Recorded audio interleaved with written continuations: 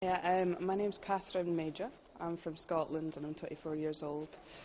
Before coming here, I knew very little about it. I was only 5 when it happened, and in Britain we don't really talk about it much anymore, to be honest. So I've learned all about the history of it, what actually happened, the reasons behind it and how Bosnia is now. The biggest thing that I've learned really is how the people that we talked to have responded to it, not with anger and hate, but with love. And so I think I'll be taking that and spreading that. My name's Tom. I'm 22. I'm from Coventry University, and I actually learnt about the genocide while at the university. What I learnt was minimal, and when I learnt about this trip, to me, I leapt at the opportunity to learn at kind of just the possibility of learning about such a horrific event that actually happened.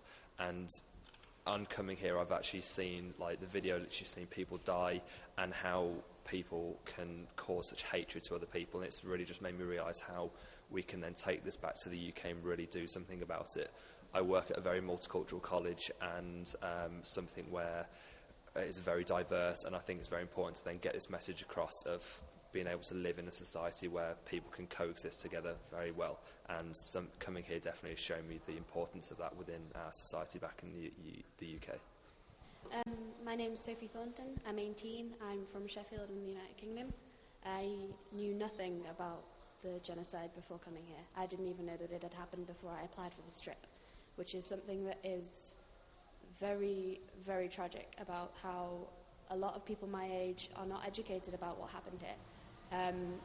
Upon coming here, I've learned a heck of a lot about what's happened, the events, and had a lot of first-hand experience, like first-hand accounts of what's happened, which has been very emotional.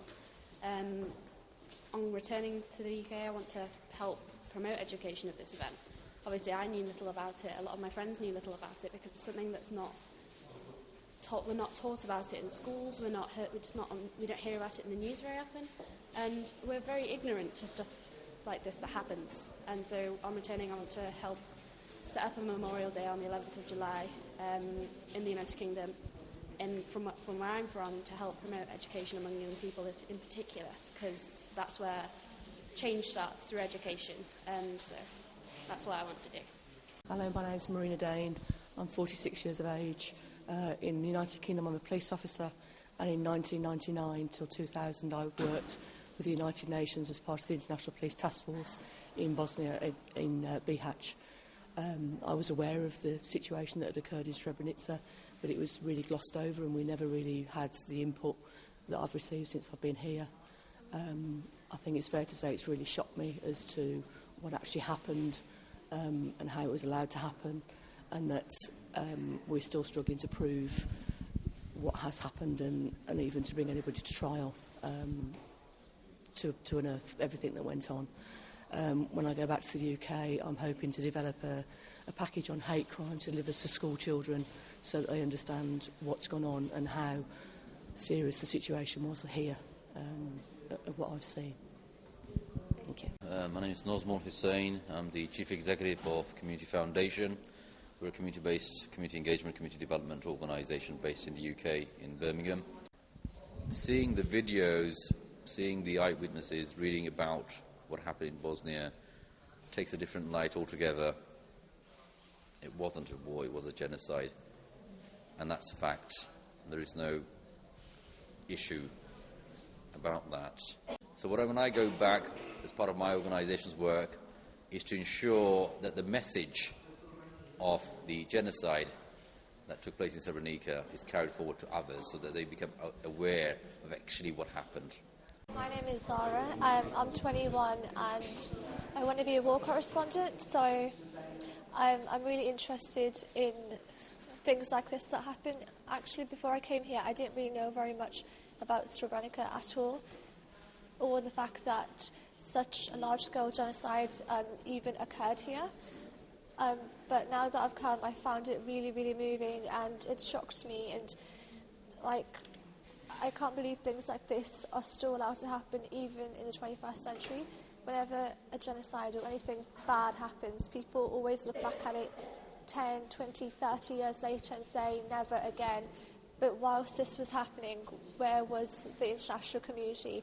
And even to this day, things are happening, and it's Srebrenica all over again. Like every different parts of the world has the same story, yet we don't learn from the past. And I will take these lessons back with me, and because I want to make some sort of documentary and show people what I experienced and the group experienced here. Hi, my name is Elizabeth Buckley. I'm 20. I'm originally from Canada, but now I live in Oxford. Before coming here, I didn't know anything until the trip was advertised, and then we were sent some facts, and I learnt the basics about the number of lives lost and the struggle that people are still going through, the women trying to find the remains of their men and, finally recover.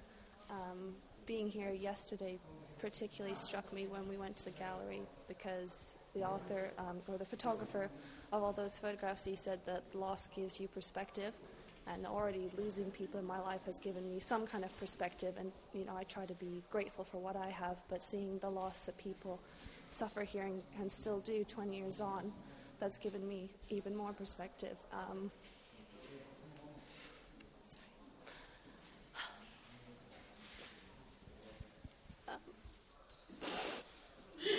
When I go back to the UK, I want to make sure that, as many of my friends and family know about what happened here, and make sure that they're all not only aware of the horrible things that still happen, but, the importance of being grateful for all that we do have, because what happens here shows how quickly, everything can change, and how everything that's important to you can be, just ripped from your arms.